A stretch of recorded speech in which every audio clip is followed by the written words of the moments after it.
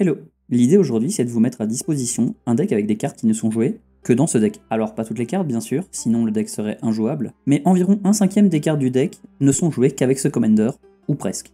Et ce commander c'est Jasmine Boreal of the Seven, à ne pas confondre avec sa carte provenant de Legend, dont je ne vous ai pas parlé dans ma vidéo, sur les commanders iconiques de Legend, parce qu'elle n'est pas spécialement iconique, en termes de capacité. Et c'est justement ça qu'on va analyser, les capacités. Enfin, la non-présence de capacité, tout comme sur la première Jasmine. Jasmine Boreal of the Seven, c'est une 2-4 pour 3, un générique et un Célestia. Elle peut rajouter un vert et un blanc dans votre pool pour lancer un sort de créature qui ne dispose pas d'une capacité. En plus de ça, vos créatures sans capacité deviendront non bloquables par les créatures avec une capacité. Et même si ça a l'air bancal comme deuxième capacité, regardez dans vos decks combien de créatures sans capacité vous jouez.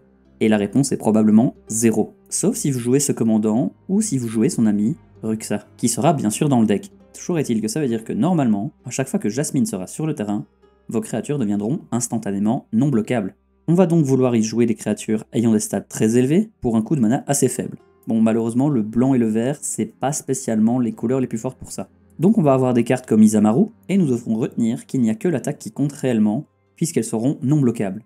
Et qu'a fortiori, si vous frappez au visage des gens et que vos créatures n'ont pas vigilance, puisque c'est une capacité, vos créatures ne seront pas disponibles pour bloquer. Bien évidemment, le but étant de faire rentrer pas mal d'entems, comme Beastmaster Ascension, Muragenda Petroglyphs, et les Schnorn, et bien d'autres, afin de submerger vos adversaires de créatures non bloquables, mais très dangereuses. Ce genre de deck passe assez facilement en dessous des radars lorsque personne à la table n'a décidé de créer un deck du style. Puisqu'à première vue, si vous jouez une carte comme Expedition Envoy lors d'une partie, les gens vont surtout vous regarder en se demandant pourquoi vous jouez une carte qui ne fait rien. En plus de ça, personne ne veut devoir utiliser un removal sur ce genre de créatures. Elles resteront pourtant les cartes les plus agressives sur le champ de bataille, même si vos adversaires devront retirer votre commandant. Parce que c'est bien sûr elle qui rend le tout cohérent. Comme dit précédemment, son ami Ruxa existe, et il a une capacité très similaire, qui nous dit, pour chaque créature sans capacité que vous contrôlez, vous pouvez faire que cette créature inflige ses blessures de combat comme si elle n'était pas bloquée, amenant de la redondance dans vos cartes. Mais Jasmine étant votre commandant, en plus d'être un deck vert, elle devrait de toute façon revenir en jeu assez facilement. Vous aurez évidemment tout l'arsenal du blanc et du vert pour vous protéger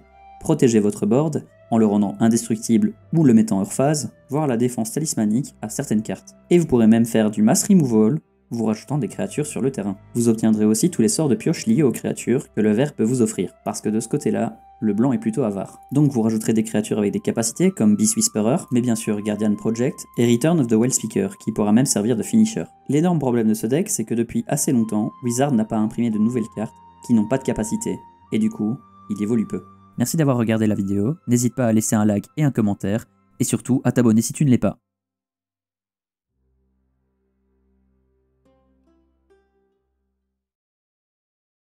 Tiens, t'es encore là, toi? Non, c'est parce qu'il n'y a pas grand chose à voir ici. Enfin, sauf si tu cliques sur un de ces boutons. Merci, bisous.